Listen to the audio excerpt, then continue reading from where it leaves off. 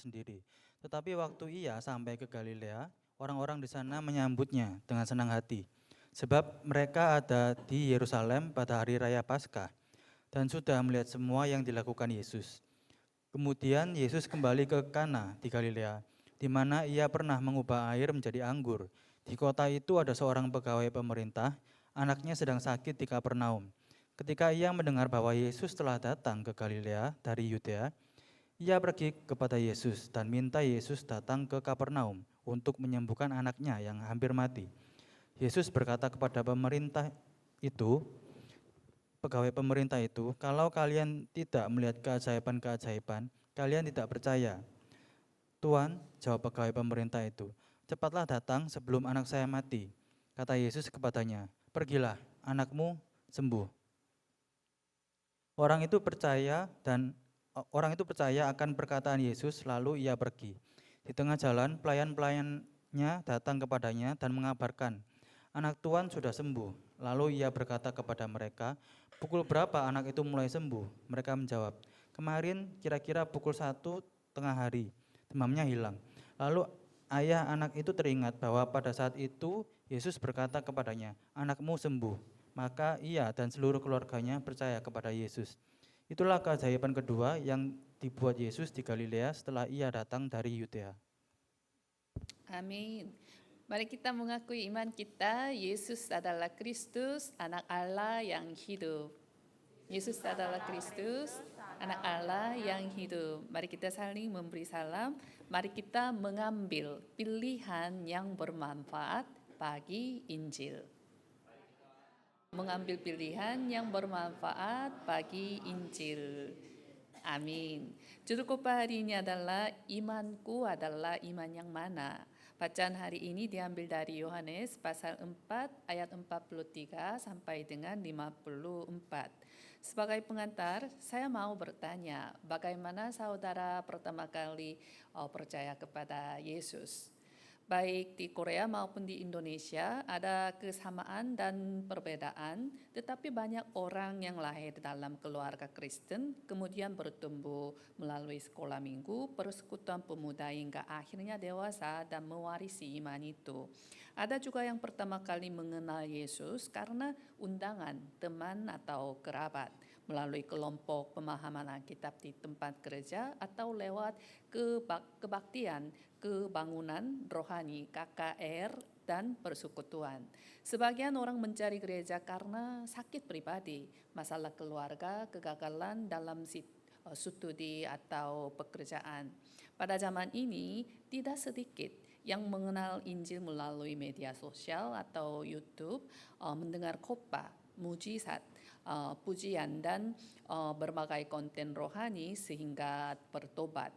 Bahkan ada kesaksian bahwa seseorang percaya kepada Yesus karena mimpi atau penglihatan.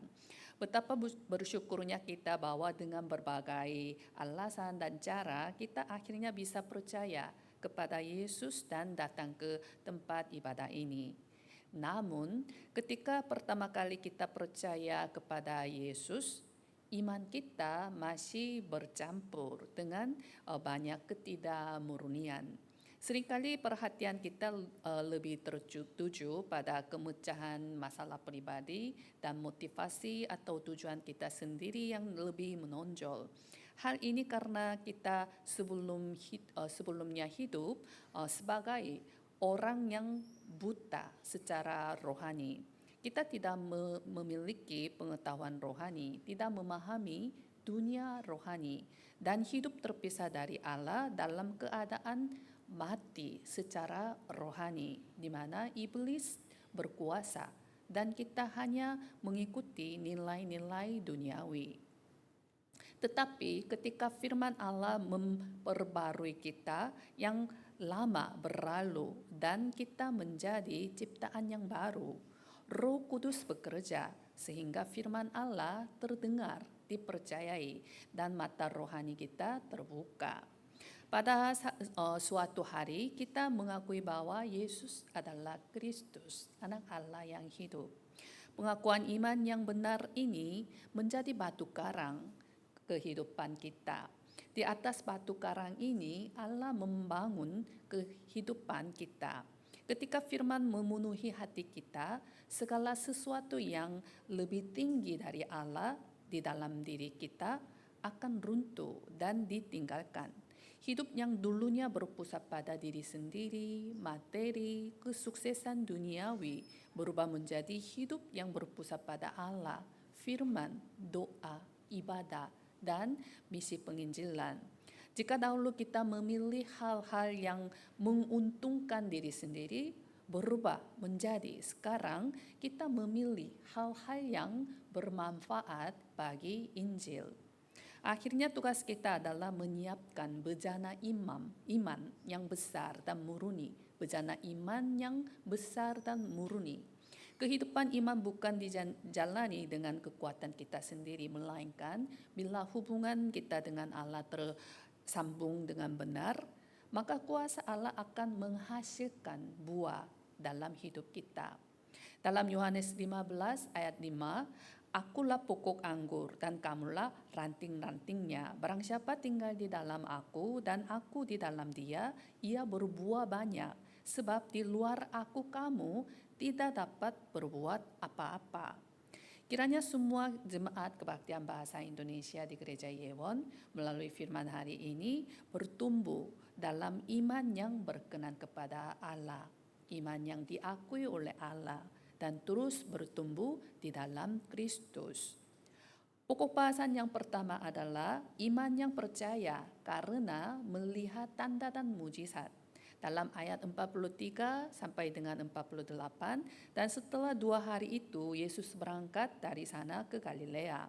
Sebab Yesus sendiri telah bersaksi bahwa seorang nabi tidak dihormati di negerinya sendiri.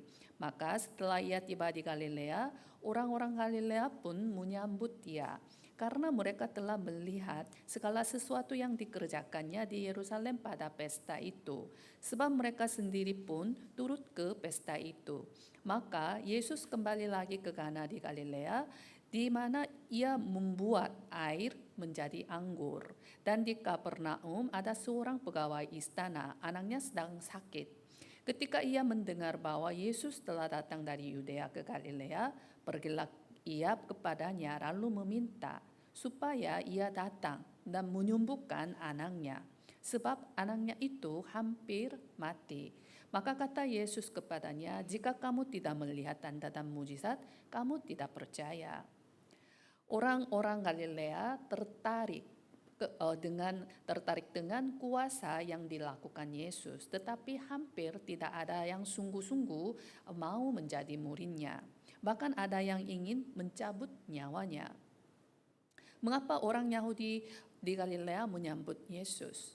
Karena mujizat dan tanda. Mereka tidak melihat Yesus sebagai Mesias, melainkan hanya sebagai seorang yang melakukan mujizat dan tanda. Karena itulah mereka menunjukkan sikap menyambut dia. Memang Yesus melakukan banyak mujizat. Ia membuat air menjadi anggur, menyembuhkan anak pegawai istana, membangunkan orang lumpuh yang sudah 38 tahun, memberi makan 5.000 orang dengan 5 roti dan 2 ikan, berjalan di atas air, mencelikkan mata orang buta sejak lahir, dan bahkan membangkitkan Lazarus dari kematian. Namun tanda dan mujizat itu bukanlah tujuan utama. Semua itu hendak menunjukkan bahwa Yesuslah adalah sumber sukacita sejati, damai sejahtera, kehidupan, kesembuhan, makanan rohani yang melimpah, dan terang yang kekal. Akhirnya melalui semua tanda dan mujizat itu, kita dibuat percaya bahwa Yesus adalah Kristus, Anak Allah yang hidup. Semua tanda itu menunjukkan kepada satu pribadi, Yesus sendiri. Yesus datang sebagai Kristus untuk memberikan hidup baru kepada kita yang telah mati secara rohani karena terpisah dari Allah. Kepada kita yang diperbudak iblis, hidup dalam keputusasaan dan kelemahan, ia memberikan kebebasan sejati, kesukacitaan sejati, pengharapan yang hidup. kita yang berdosa diampuni dan diberikan di hadapan Allah, dibenarkan hadapan Allah. Karena itu kita harus mengingat mujizat dan tanda-tanda memang luar biasa di mata manusia, tetapi di hadapan Allah itu bukanlah hal yang luar biasa. Sebab bagi Allah yang maha kuasa yang menciptakan langit dan bumi, tidak ada yang mustahil. Namun seringkali kita hanya terfokus pada hasilnya saja. Seperti orang mati dibangkitkan, laut merah terbelah, Naaman Panglima Raja Aram sembuh dari penyakit kusta, kita berharap hal-hal itu juga terjadi dalam hidup kita. Tetapi bila kita memperhatikan Alkitab dengan teliti, ada satu benang merah. Mujizat terjadi ketika ada ketaatan kepada firman Tuhan. Ketika Musa taat pada firman Tuhan, Laut Merah terbelah. Ketika Yosua taat pada firman Tuhan, tembok Yeriko runtuh. Ketika Naaman Panglima Raja Aram taat pada firman Tuhan dan mandi 7 kali di Sungai Yordan, ia sembuh dari penyakit kustanya. Ketika para pelayan taat pada perkataan Yesus untuk mengisi tempayan dengan air itu berubah anggur menjadi anggur. Iman saya dan saudara tidak boleh berhenti hanya pada iman yang percaya karena melihat mujizat dan tanda. Iman kita harus bertumbuh menjadi iman yang percaya karena mendengar firman Tuhan. Inilah iman yang berkenan kepada Allah. Kiranya seluruh Jumat Kebaktian Bahasa Indonesia di Gereja Ewon berdiri teguh di atas iman ini dalam nama Tuhan Yesus Kristus. Pokok bahasan yang kedua adalah iman yang percaya karena mendengar firman Tuhan. Dalam ayat 49 sampai dengan 54, pegawai istana itu berkata kepadanya, "Tuhan, datanglah sebelum anakku mati." Kata Yesus kepadanya, "Pergilah, anakmu hidup." Orang itu percaya akan perkataan yang dikatakan Yesus kepadanya, lalu pergi. Ketika ia masih di tengah jalan, hamba-hambanya telah datang kepadanya dengan kabar bahwa anaknya hidup. Ia bertanya kepada mereka, "Pukul berapa anak itu mulai sembuh?" Jawab mereka, "Kemarin siang pukul 1, demamnya hilang." Maka teringatlah ayat itu bahwa pada saat itulah Yesus berkata kepadanya, "Anakmu hidup." Lalu ia pun percaya, ia dan seluruh keluarganya. Dan itulah tanda kedua yang dibuat Yesus ketika ia pulang dari Yudea ke Galilea. Pada mulanya pegawai istana itu meminta agar Yesus segera datang ke rumahnya sebelum anaknya mati supaya disembuhkan. Namun Yesus tidak pergi ke Kapernaum, ia justru hanya berfirman, "Pergilah, anakmu hidup." Yang menakjubkan, pegawai itu percaya akan perkataan Yesus itu lalu pulang. Di sini kata percaya dalam bahasa Yunani adalah pisteuo, artinya percaya, yakin, mempercayakan diri. Bukan menyerah karena putus asa, tetapi ketika ia mendengar firman Yesus, timbul keyakinan dalam hatinya dan ia mempercayakan seluruh keadaannya kepada Tuhan. Disinilah terjadi perubahan iman yang luar biasa. Dari iman yang hanya percaya karena melihat tanda, menjadi iman yang percaya karena mendengar firman Tuhan. Perjalanan dari Galilea ke Kapernaum kira-kira 34 km. Dalam situasi anak yang hampir mati, hanya berpegang pada satu kalimat, "Pergilah, anakmu hidup." Lalu berjalan kembali sejauh itu bukanlah hal yang mudah, namun ia taat tanpa berkata apa-apa. Hal itu menunjukkan bahwa ia telah menjadi orang yang sungguh-sungguh percaya kepada firman Tuhan. Seorang beriman berarti pistos. Dan ketika ia masih di perjalanan, para hambanya datang menyambut dengan kabar bahwa anaknya sudah menjadi sembuh. Setelah ia bertanya waktunya, ternyata tepat pada saat Yesus berkata, "Pergilah, anakmu hidup." Akhirnya bukan hanya dia, tetapi seluruh keluarganya percaya kepada Yesus. Inilah iman yang berkenan kepada Allah, iman yang percaya karena mendengar firman Tuhan.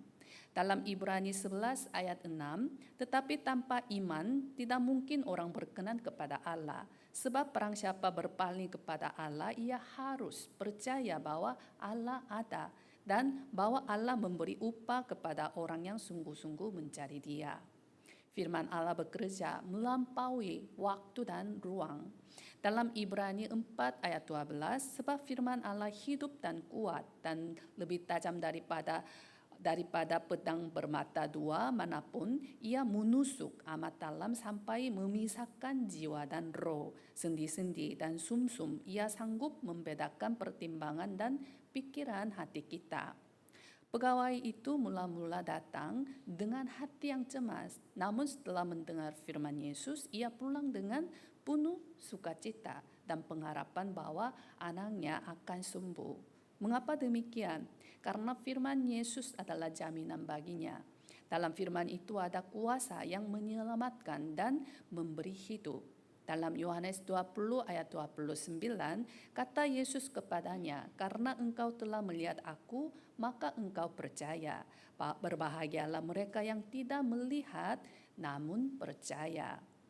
Mengalami mujizat itu penting, tetapi sekalipun kita percaya karena mujizat, jangan berhenti di sana. Kita harus bertumbuh kepada iman yang percaya bahwa firman Tuhan hidup, bekerja, dan berkuasa. Seperti yang disaksikan penulis Ibrani. Dalam Ibrani 12 ayat 2, marilah kita melakukan dengan mata yang tertuju kepada Yesus, yang memimpin kita dalam iman dan yang membawa iman kita itu kepada kesempurnaan. Iman sejati adalah hanya memandang kepada hanya Yesus, berpegang pada firman-Nya dan melalui hidup kita menampakkan Yesus melalui hidup kita. Kiranya semua jemaat kebaktian bahasa Indonesia di Gereja Yewon memiliki iman yang percaya firman Tuhan karena mendengar. Iman yang hanya memandang Yesus dan iman yang melalui hidupnya menyatakan Kristus. Sebagai kesimpulan, Yesus bukanlah pribadi yang tinggal menetap di satu tempat dan memasang kemah secara tetap. Yesus adalah gembala yang pergi mencari domba-domba yang hilang. Dalam Matius 4 ayat 23, Yesus pun berkeliling di seluruh Galilea. Ia mengajar dalam rumah-rumah ibadat dan memberitakan Injil Kerajaan Allah, serta menyerapkan segala penyakit dan kelemahan di antara bangsa itu. Dalam Lukas 19 ayat 10, sebab anak manusia datang untuk mencari dan menyelamatkan yang hilang. Yesus bukanlah pribadi yang hanya menunggu, melainkan pribadi yang datang untuk mencari. Dan dia bukan hanya Mesias bagi Israel, melainkan juru selamat sejati bagi seluruh dunia. Orang Yahudi berharap Mesias hanya datang untuk mereka, tetapi Allah mengutus dia menjadi juru selamat bagi segala bangsa. Ini tidak pernah boleh berhenti atau terbatas pada satu suku atau satu wilayah saja. Yesus tidak hanya tinggal di tempat yang menyambutnya dan tidak pula menghindari tempat yang menolaknya. Dari desa ke desa, dari kota ke kota, ia terus berjalan dan melayani. Dengan demikian, ia sendiri menunjukkan bagaimana kita yang diutus untuk memberitakan Injil harus hidup. Karena itu, bila Injil sudah diberitakan dan ada banyak orang yang percaya di suatu tempat, kita tidak boleh berhenti. Kita harus melangkah ke tempat lain untuk memperluas Injil. Mengapa? Karena Injil bukan milik kita sendiri, melainkan Allah ingin melalui kita Injil itu sampai juga kepada orang lain. Tugas kita sederhana, memberitakan Injil saja. Hasil dan responnya kita serahkan kepada Allah. Yesus menutup pelayanannya dengan perintah yang agung dalam Matius 28 ayat 19 sampai dengan 20. Karena itu pergilah, jadikanlah semua bangsa muridku dan baptislah mereka dalam nama Bapa dan Anak dan Roh Kudus, dan ajarlah mereka melakukan segala sesuatu yang telah Kuperintahkan kepadamu. Dan ketahuilah, aku menyertai kamu senantiasa sampai kepada akhir zaman. Ketika kita melangkah dengan iman yang percaya kepada firman Tuhan, Tuhan dapat melakukan, menyatakan mujizat dan tanda-tanda. Tetapi sekalipun itu tidak terjadi, kita tetap harus hidup menurut firman Tuhan. Urutannya tidak boleh terbalik. Mujizat dan tanda boleh ada, tetapi tidak wajib ada. Sebab dasar iman kita bukanlah mujizat, melainkan firman Allah.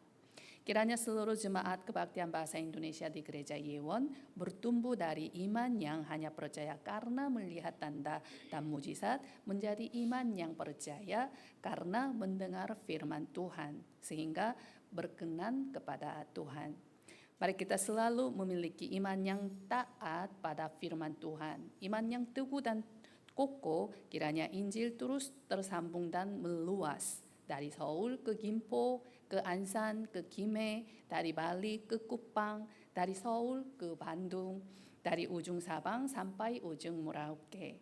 Dalam situasi apapun, marilah kita tetap mengaku dengan iman yang benar, memilih hal-hal yang bermanfaat bagi Injil, memilih hal-hal yang memberi hidup, dan berdiri kokoh di atas batu karang iman untuk bersama-sama memperluas kerajaan Allah. Mari kita berdoa. Bapa kami yang penuh kasih dan anugerah, kami bersyukur karena pada hari ini Engkau telah memanggil kami dan menuntun kami ke tempat ibadah. Kami mengakui bahwa ketika pertama kali percaya kepadamu, kami hanya mencari pemecahan masalah dan penggenapan keinginan pribadi. Tetapi hari ini kami bersyukur karena melalui firman-Mu, Engkau menyadari kami. Tuhan, tolonglah kami untuk keluar dari iman yang goyah, yang hanya bersandar pada tanda dan mujizat. Berikanlah kepada kami iman yang teguh, yang percaya sepenuhnya kepada firman-Mu. Seperti pegawai istana yang hanya berpegang pada firman Yesus, pergilah anakmu hidup dan pulang dengan iman, demikian juga kami, ya Tuhan, biarlah kami hidup berpegang pada firman-Mu. Sekalipun mata kami tidak melihat, sekalipun keadaan tampang mustahil, tolonglah kami agar tetap percaya dan mempercayakan segala sesuatu kepadamu. Kami percaya firman-Mu hidup dan berkuasa. Biarlah firman itu bekerja di tengah keluarga kami, di tempat pekerjaan kami, dan di dalam jemaat kami. Biarlah firman itu membangkitkan anak-anak kami, menyembuhkan yang sakit, memberi pengharapan bagi yang putus asa, dan menghidupkan kembali jiwa-jiwa yang mati secara rohani.